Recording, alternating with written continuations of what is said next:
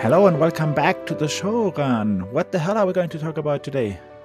Hey, Johannes, thanks for having me back. Well, we're gonna talk about how you can reduce the time to production for every new service by 18 weeks, basically. Wow, that sounds amazing. Sounds like a very interesting topic that we're going to cover. Ran, you've become one of my best friends in the community, and you haven't been on the show for I think 6 months or maybe 7. What the hell is going on? Why didn't we do this before? I don't know, man. I mean, we've both been busy, right? I mean, with reInvent and the DACH Community Day, everything has been crazy. But here I am. I mean, let's do it. Yeah, then let's look a little bit into who are you, because I know you very well, but there's definitely a lot of people that don't know who you are, Ran. So tell me a bit. You are an AWS hero. I think you are a serverless hero, and I Yes. think that that's also one of your passions, right? Yeah. My name is Ran Eisenberg. I'm a principal software architect at CyberArk, which is a cybersecurity company. I work in the platform engineering division, and I'm an AWS serverless hero. I have a website called runthebuilder.cloud where I write about AWS and serverless and technology in general. So check it out. And I will add the links to the show notes as always, but you also have a bunch of really cool open source projects that I always like to mention, a bunch of templates and stuff like that. And I think we're going to feature one of those in today's talk as well, right? Yes, because part of what I'm going to show you, what we did at CyberArk, are actually open sourced. So you can take it and implement it in your own company, which is pretty cool. Cool. So let's get started with what is the problem that you solved at CyberArk? Okay, so to give you some context, we have over 4,000 employees, over 1,000 developers, and we're a SaaS. We're a cybersecurity company, and we're providing SaaS. We're a SaaS provider, and this hasn't been always the case. We used to have on-premise solutions. We still have, but we're no more focused on SaaS. And I was part of the team in the platform engineering that basically built the SaaS control plan and started to build a platform and help everybody on board this new SaaS framework and services.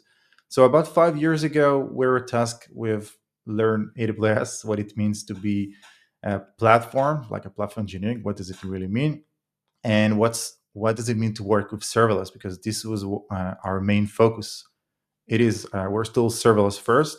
We have containers, but we are serverless first. And we started with the first service, the tenant management service, which is the customer onboarding service. And again, it took us some time to really understand how to get it to a more mature level. And once we finished it, we realized that okay, we have just one service, but we have like hundreds of more to build because you have so many other things that you need to build in your SaaS. And we started to recruit more people. And then some, the other people of the company and the other business solutions, they wanted to start to build their own business services and join this new SaaS framework. And Hmm. we realized, okay, how do we make everybody learn and adopt serverless properly? How do we make everybody use the same best practices? How do we use the same observability tools? And most importantly, how do we do it quickly, right, and efficiently? That was the main issue. So the way to solve it is basically we developed an automation. Now this automation has evolved over the years, and I'm going to show you its latest iteration and how it looks. And this automation has basically saved us 18 weeks per new service that we're building. It's a self-service automation, also based on serverless. 18 weeks for 18, each of the services. yes, we estimated that the thing that I can go. We'll discuss what you're getting from this automation in a second, but we estimated that the output of this automation would take a team of 4 people, veterans, who know what they're doing, about 18 weeks to build. And we're adding more content to it this year also, so this number might even get larger. Okay, well, that sounds pretty fascinating, and I think the time that you're saving is now going to be also multiplied by the number of services that you onboard Yeah, to the SaaS platform, right? yeah, Okay, and so also let yeah. and also time is money in the end. So we estimated that last year when we started to really go. We call it service in a click. That's the project's name, and we estimated it saved us, I don't know, like hundreds, like $400,000, and this year it's going to save us over $1 billion, even more, depending on Wow. how much content we're going to push into it. Yeah. Wow. And so, okay, let's level set a little bit SaaS in this case, and just make sure. Let me make sure that I am on the same page. SaaS in this case means you have a central hosting, or you have a global deployment service that can be used by customers by interacting with APIs and front ends against all of the services in the background. And it's a Yes. multi-tenant hosting. That means all of the Mhm. services, all of the clients reach the same endpoint, and you have a multi-tenant solution built for all of those services. Correct? Multi-tenant, multi-regional, global. Yeah. All of the Exactly. fancy stuff that everyone wants to Yeah. build. Yeah. Cool. Yeah. Cool. Okay, so but now the project, I think, is mainly going to be focused on internal workflow optimization, or what is it about? So in the end, when you start, I think we should define what it means to be like to build a service, and the goal here in the end is to build a production-ready service, and then to basically give this as a starting point for the developers, so they can focus on writing the business domain logic, right? Reduce their cognitive load, as we like to say in the platform engineering industry, and don't let them focus on writing CI/CD pipelines and infrastructure as code, observability integrations, and SaaS control plane integrations. Things to just work, should be production ready, and Mhm. then they can just start. So the idea is to give them a hello world production ready service, and then they can start from there. And Okay. when I say a production ready hello world service, it means that you have a backend, you have a front end that is connected to that backend. For our use case, you can say that the backend is a API gateway and a Lambda and a DynamoDB. So you have a CRUD API, it's very basic, I guess. You have the front end, which displays a table that it fetches the items from the backend, and then you can call those CRUD APIs from the UI. You have feature flags. We're using app config. If you remember our previous episodes together, so we're using app config. So you have feature flags both for the UI, both for the backend, and you got the SaaS control plane integration, which means that you have your subdomain service subdomain registration. You're connected to the tenant management service. You're listening to SNS messages. You have all sorts of cross account access mechanisms. You can assume a role to access any APIs that you're required to do. All sorts of things that are really relevant to us, but they're required in any SaaS basically. So the Okay. implementation is very specific to CyberArk, but everybody needs this. So we didn't like invent anything nobody's using, right? Makes sense. Cool. So let's go deeper. How does it look, and what the hell did you optimize, and how are developers actually going to use this going forward? I Let me guess, it's going to be a combination of 700 shell commands that they need to do to build up the service. No, no, No. no, Oh, not okay. really. No, Then no. No, it's no a run book. Ansible either. No, no Ansible. No, No no. runbook. No Helm charts. No nothing. It's Whoa. actually Okay. it's. I don't have a demo because while I did say 18 weeks, the automation itself it takes a bit less than 3 hours because we deploy to four different AWS accounts. We're creating CloudFront distributions in each one of them, which it takes like 15 minutes just to get that started. And Okay. in the end, we're building like 6 GitHub repositories and deploy them to AWS. And you can't do it like in parallel because they have dependencies. The order really matters because they depend on resources that each one is created. So in the Okay. end, it's about less than 3 hours, Okay. but it works, which is cool. So it all starts at the developer portal. So we're using Port, which is Okay. are you familiar with Port, by the way? I've not used Port myself, but in general, I kind of know what this is, what kind of Mhm. thing this is. Okay, Maybe for the audience, can you level set yeah. what port is and what it does? So it's a developer portal. It's like a it's like Backstage, but it's a SaaS offering. So you don't need to deploy it and build it and write code to maintain it. Okay. It's a SaaS offering. You just configure. It's very plug and play. It's very nice to use, and it provides you service catalog, and you can run flows from it, and you connect all sorts of other services into this developer portal, and then have everything together in just one view. That's like the main Okay. idea, So like one at the center of end, information. yeah, that means for developers, this is the place to go if they want to start working or interacting with the automations that you built. Yes, yes, and it's also a great tool for managers because they can get like visibility on the status of their services, like what's the code coverage, what's the status of the pipelines, are there any flaky tests, what are the versions that are deployed, like what's the security status of the services. You can connect it to Snyk or any other security offerings that you have. So it's like a very information centric hub. You can say that. Cool. Okay, great. Okay. So We can do a whole session around the internal developer portal at CyberArk, I assume, but let's not do that today. yeah, sure. So let's continue on the automation. Okay, so when you want to start your new SaaS service, you go to the self-service hub, you click on business service, click on create, and you have this form, which is very simple.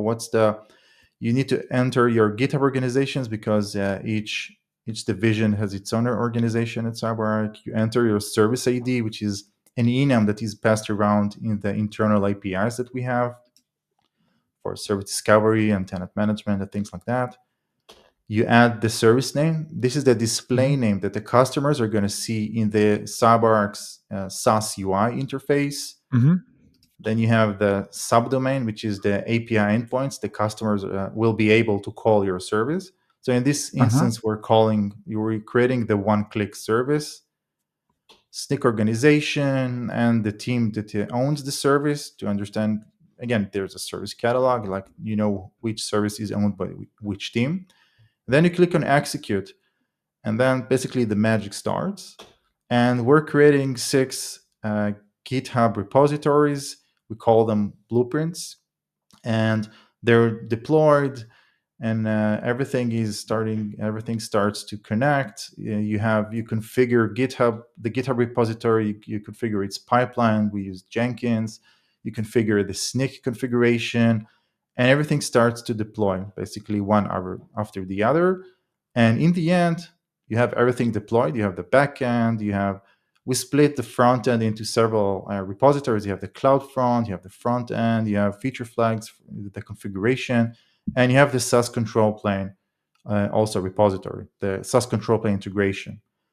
Now Mhm. that we've created all the services, all we need to do is basically create a tenant, like a customer, and say, hey, I want this customer to have one click, the new service, and then log in and see our service in action to see everything really working. The SaaS control plane, the UI, and the backend, everything working together. And we do this with another API call. I'm not going to show that. It's not really interesting. But in the end, this is the UI. So, like 3 hours ago, the SaaS control plane had no idea that we have the service one click, which you can see in the application picker to the left with the basic Mhm. default icon. And here in the middle, you can see the items that we've placed in our DynamoDB table, and you can see the UI that fetches the information. You can also see that it fetches the feature flag because it says feature flag enabled. So and then we can change the flags, and the text will change here when you refresh the page. So I think this is Okay, like so the this is developer like what the developers experience. will see. Yeah, exactly. Yes, Exactly. Okay, so this yes. is what the developers will actually see when they actually go through Hmm. that process, and it's going to take Yeah, roughly 3 hours to get them into that view. yeah. But Hmm. still, it means that you really have something that customers can directly use after this automation is completed, right? This is amazing. Yeah, I mean, I don't know how much value you have in this simple CRUD API, and we don't deploy it to production. I mean, later on you can extend it and deployed to production. But out of the box, it's not deployed to production again because it's a hello world service. There is no really value of showing this to customers yet. But now the developers, they have everything connected. They have all the observability, they have the CI/CD pipeline, they have tests, they have something that works. So now they can extend it. And we also onboard our developers so they know what they're getting. Like we have training around those repositories. So this means that really now in the background, this automation has created all of those repositories that will have sample code that developers can interact with, can use and can modify.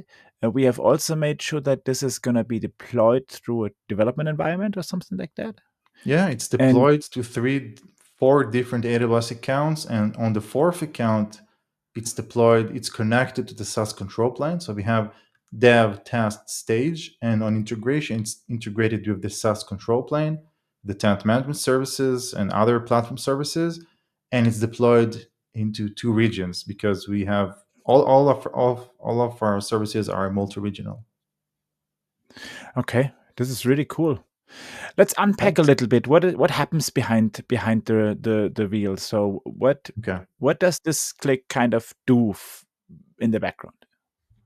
Okay, so I'll reshare I'll reshare my screen for a second, and we'll go.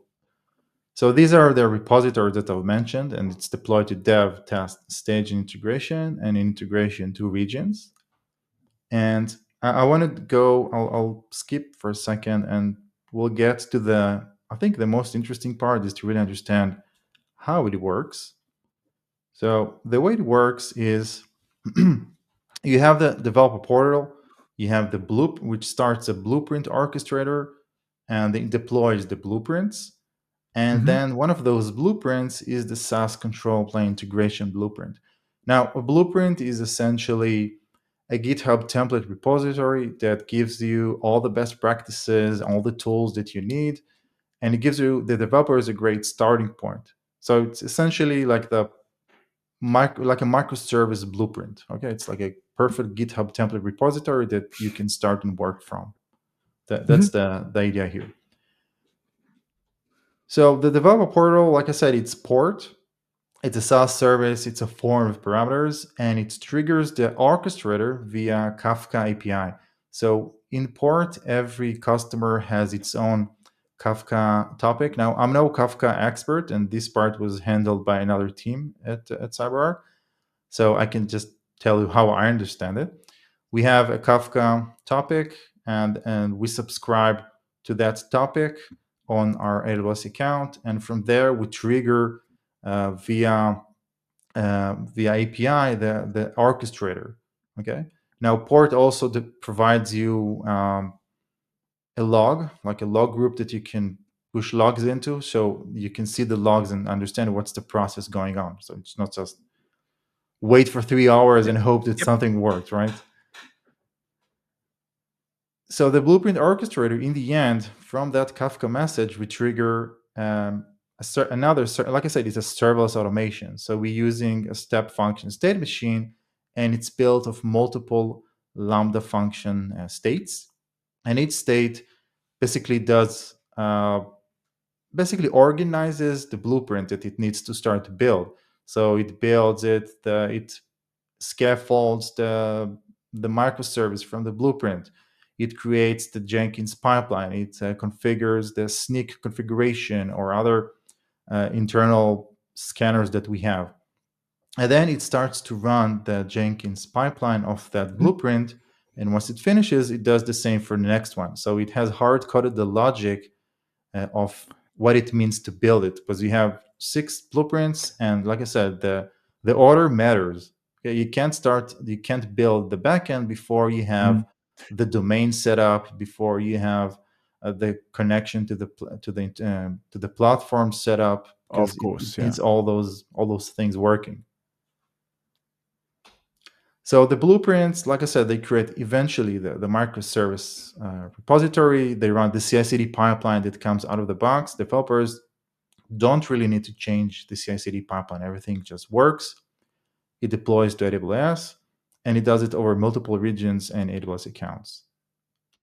And this whole the promotion flow is now integrated in that Blueprint Orchestrator, or is this integrated outside the Blueprint Orchestrator and the orchestrator just calls the The relevant API code? orchestrator, great question. The orchestrator just calls the pipeline of the blueprint, and the blueprint has all the logic to take you from pull request to production, basically. So in our case, it's the integration account, not production, but it has all the logic, all the gates between all the accounts. So it knows how to get from dev account all the way to integration account.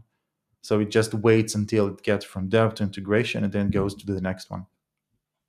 Okay, good. So that really means that the main thing here is in the CI/CD pipeline that is part of the blueprint, right? And the orchestrator is Yes. just the one connecting the dots, which previously would have been 5 or 6 different teams being responsible for connecting those APIs. Yeah, you'd be just doing it manually and hoping that you don't mess it up, basically, and running.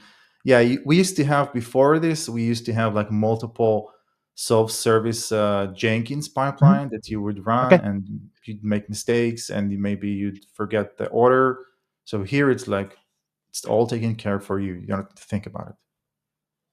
Yeah, cool. That is really cool because really developers don't need to think about all of the orchestration stuff, right? And you also Mhm. don't need to know who's going to trigger the automation for you. And I think this was the main implementation stuff that you needed to do, right? Or how would you see that? I think we had several challenges. The first challenge was to understand what it means to be a service, because we've never like really done from start to end to make sure that we didn't know if it was even possible to get it working like in one shot, because you had so many Mhm. dependencies between teams and services and resources. So we had to make sure we understand the flow and all the resources that we require, because again, you don't create a service like every day, and usually people spend a lot of time doing it, like I said, 18 weeks. So we had to like reorganize our thoughts to understand the process, to make sure that it can be done, and make changes to the blueprints that we already had, to make sure that they um, are able to be deployed automatically through all the stages. We had to build some blueprints, and I think the other challenge was the innovative part that we didn't know how to do, but then we solved it, was automating the cross account access part, like making sure that automatically I can connect, I can subscribe to Mm. an SNS in a different account, or I can get a role that can assume a role in another account and gain access to its resources. So this is also something that we've built, and we also open sourced. I created an open source so everybody can use the same innovation, basically. And it's actually Okay, the next slide.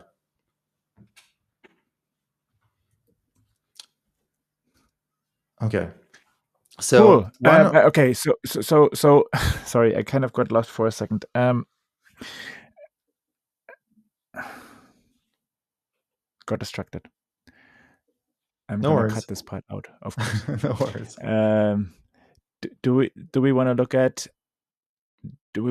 the architecture diagram where the QR code is Yes, for I the want to open source go thing? So very. let's go. It's like Okay, 2 minutes. It's like 2 minutes, and then we no, it's can fine. return to talk together and talk about the future and how we start. Maybe tips for getting started, because it's a lot to get started with this, and you need to do it in steps.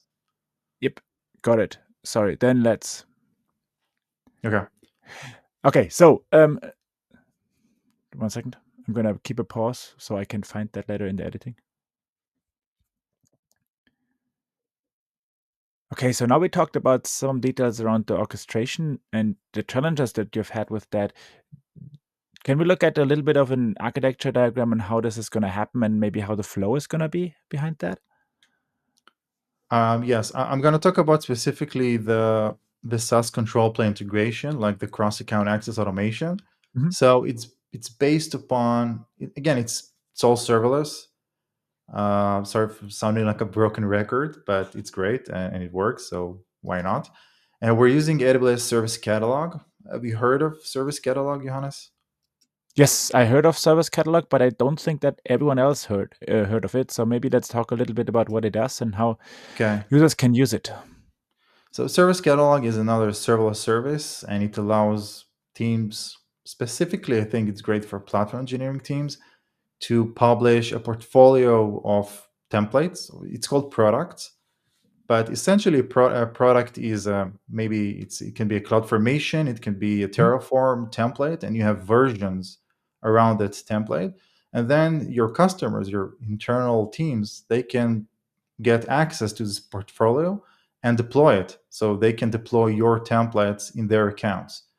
So the way it Okay. works is we have a blueprint that integrates with our service catalog, and then it deploys what we call a trust product. It does the cross account access trust. So this template will initiate a serverless automation that will create the dynamic cross account access configuration. And Mhm. I do have this scary I do have this scary diagram, which is it's a bit simplified because we do some extra things, but for the sake of this discussion, it should be enough. Now, on the left, you can see the QR code, and this is the link for I the think GitHub you're not yet repository. sharing. At least I cannot see you sharing your screen yet, Ran. You're not seeing my screen. Oh, wait, No, it stopped. Maybe because you paused it. Wait. most probably because I Oh talked on no. top of you. Oh no. Okay, so I didn't show this line. Okay. Okay. So this is the scary diagram that I was talking about. And on the left, you can see the QR code. And this is basically a GitHub repository with Python variations, CDK, and some tests that basically run this. So you Mhm. can use it and use it in your own accounts. So the way it Okay. works, okay? Yeah, yeah, sorry, I was just saying, yeah, that's cool because this is essentially what I would also need for my own stuff that I built. Oh, okay. Cool. I'm really interested to know how it's going to work for you. So looking I'll forward for some feedback. It's Python, I don't like Python, but I'm gonna But get you somewhere. can change the you can change it to whatever language you want. It doesn't matter. I mean, it's the concepts in the end, and you can translate the CDK to another language. That's true. So the the open source project that we have on the left hand side in the QR code, and I will be putting that into the show notes as well. This has everything that you kind of need to build this cross account automation, right? Yeah. So on the left, you have your service, our one-click service. It's the AWS account. On the right, you have the SaaS control plane. Now, for the sake of this discussion, let's say that we have the role on the right, and it has permissions for, I don't know, calling a protected API gateway with a Lambda with a path that is protected by an IAM authorizer. So usually, what you do, you can assume a role. It's called role delegation. You assume the role on the right, and then you gain access to that protected API. But in order to do that, you need to have permission. So usually you'd have a role on the left in the one-click account that has permissions to do that. Now, in the old days, we used to have configure like JSON files, and teams would exchange ARNs and redeploy and make mistakes and deploy again. And they need to do it per region, per AWS account. And we have like 10 AWS accounts like that. We have like 10 environments. It's crazy. And 10 regions. So it would be a lot of time, that waste of time. And Hmm. in this way, we're able to basically automate it. So instead of Okay. days, it's just 2 minutes. So the way it works, when you deploy the blueprint, in the end, you deploy a provisioned product from the service Hmm. catalog portfolio. So in the end, it's just a stack. It's a CloudFormation stack. And you have the following resources. You have the IAM role that we said that we need to have, and we're building a CloudFormation custom resource. Now, it's not the Kubernetes logo.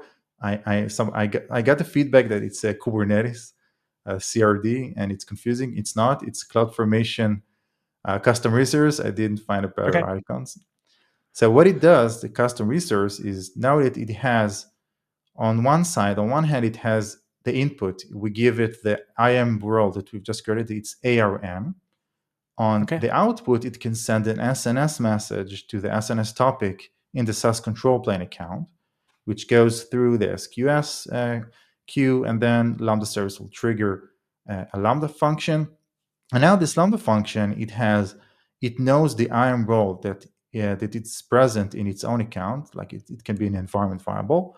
And now it got the input, the IAM role on the left. So now all it needs to do is basically call an AWS SDK and change the trust relationship, the trust relationship document to say, hey, give this ARN to the left the permission to assume the role on the right.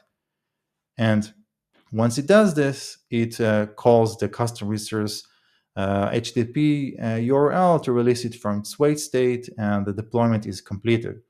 So now in the end, the iron role on the left has the permissions that we wanted it to have. And this process can also work in other cases, like you're building an SQS on the left, and you want to subscribe it to an SNS topic on the right. This is also something that we're doing, but it can be all sorts of cross-account access connections. And this is the magic, Cool. basically. This is the magic. So the CloudFormation custom resource that you guys have built has, Mhm. on the one side, triggers the, or puts a thing in the SNS topic on the other account, right? Mhm. But then it can also re-update and reapply settings for its Yeah, own account, right? So that's pretty cool.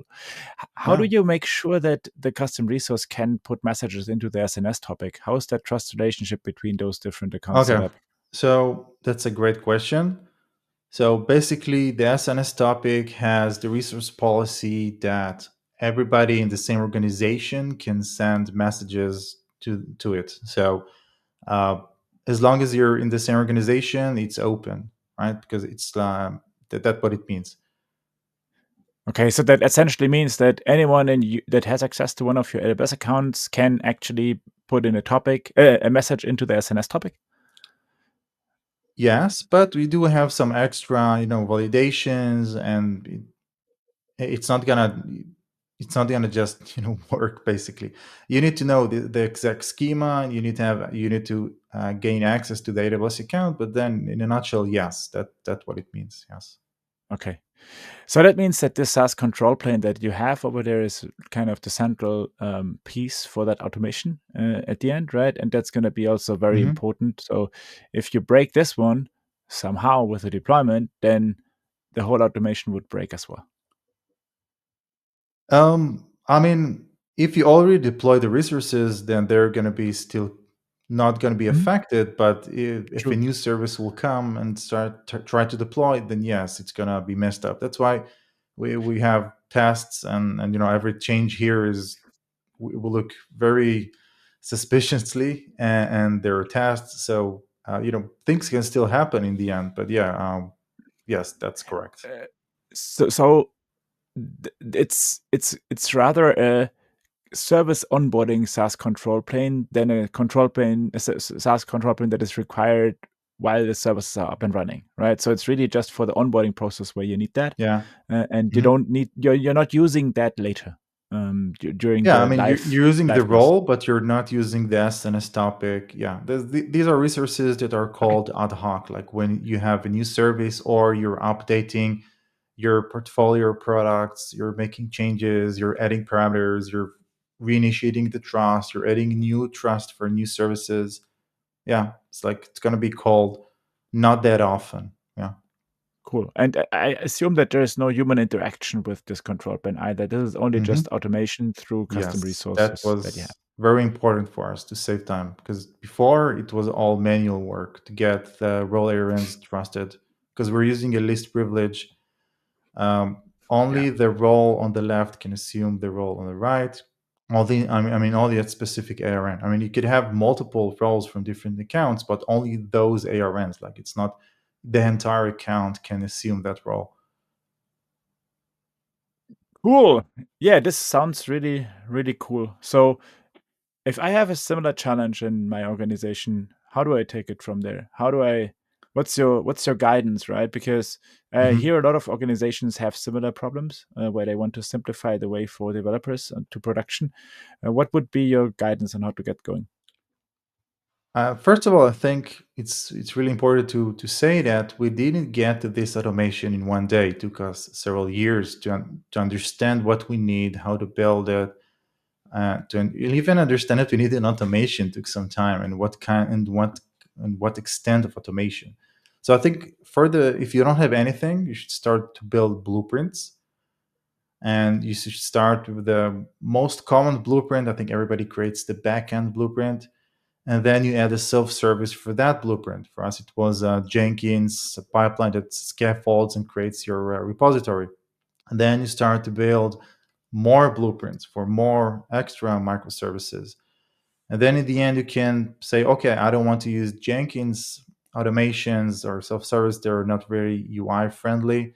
I want to make this UI nicer. So you're adding a developer portal, and then you start to combine automations of multiple blueprints. And I think that's like the organic way of growing your automation in the end. That's how I see it. Yeah. Okay. And that means that you would then get people to ask people to really start with the smallest possible thing, and then from there take it broader. Yeah, because it's complicated. I think it's the most complicated service that I've ever built, to be honest. And it took the effort of the entire division and another group that we're working with, the DevOps, the developer organization. Took a lot of work, a lot of work. Yeah, but it's Can worth it in imagine, the yeah. end. Yeah. Yeah, I can imagine. So some of the audience might not even have any kind of blueprint idea on what could be part of that blueprint. I think there's another open source repository around that you have, right? That also Yes. has a very good starting point for Mhm. these kind of use. Maybe you can spend 30 seconds to talk about that. Okay. So the backend repository that you've seen, I've open sourced it also. It's called the AWS Lambda Handler Cookbook, and it basically gives you the backend, right? The API gateway, Lambda, DynamoDB, and you have working pipeline through 3 different accounts with gates and linters and observability built in, and you have WAF with some rules built in. You have basically, and the Lambda functions are written in hexagonal architecture, and you have full testing, like how it, like my interpretation of what it's like to test serverless services. So it's all built in and well documented, I hope at least. And it's easily scaffolded. I also built a cookie cutter project so you can scaffold it and start working basically. It's fully deployable once you scaffold it. Cool. So then let's add that one to the show notes as well. And I think then if you kind of now want to re-implement the SaaS control plane that CyberArk has, you should have all of the building blocks.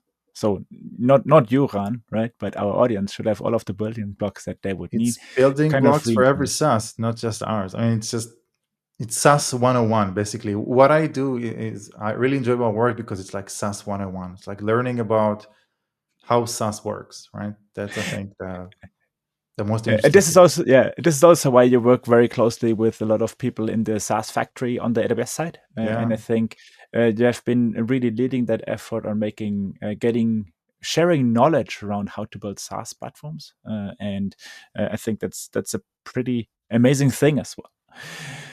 So let's try to recap, and let me try to do the recap, and you can correct me if I missed something. So what did we learn today? We looked at challenges with getting up production-ready services in CyberArk.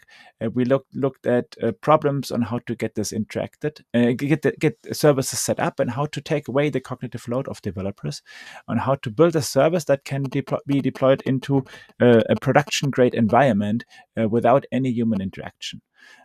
We looked at possible solutions, and we looked at some technical implementations on how this is being done on the CyberArk side, and how this empowers developers to, at the end, really kind of one click, be ready to bring something into production, even if it's not going to be used. I would assume you're covering at least 80% of the requirements of a production grade service with this initial blueprint deployment. Is that assumption correct? Um, I mean, we aim to be more than 80%, but I think in the end, the implementation can change. Like they can say, hey, we don't need a DynamoDB table, we need an Aurora. and we're also going to add more options to switch up the database. But the other things around that, I mean, they still need the CI/CD pipeline, they need the WAF, they need the observability built in, they need the tests. So yeah, it's not going anywhere. Yeah, I mean, Cool. So I think this is really fascinating, and I would love to see a wider adoption of other people implementing something like that. So if you have any follow-up questions or any remarks on what Ran presented to us today, please reach out to him and or use the comments in this video. Ran, if people need to choose how to reach out to you, what's the best way? you can go to my website. There's the you can reach me out. Well, we can do it on LinkedIn, and you can do it also via email. It's ran.eisenberg. The email is at my website. There's a contact. There's a contact section, and and you can go there and click and send whatever you want to send. Cool. Then let's use that. And I hope that you have a lot of questions for Ran. And then maybe once you have answered all of the questions, we can get back on and explain what we changed or what you changed or how you helped others to implement a similar automation for their SaaS service. Ran, with that, any final words before we close? Yeah, serverless is awesome. Go build. Cool. Thank you.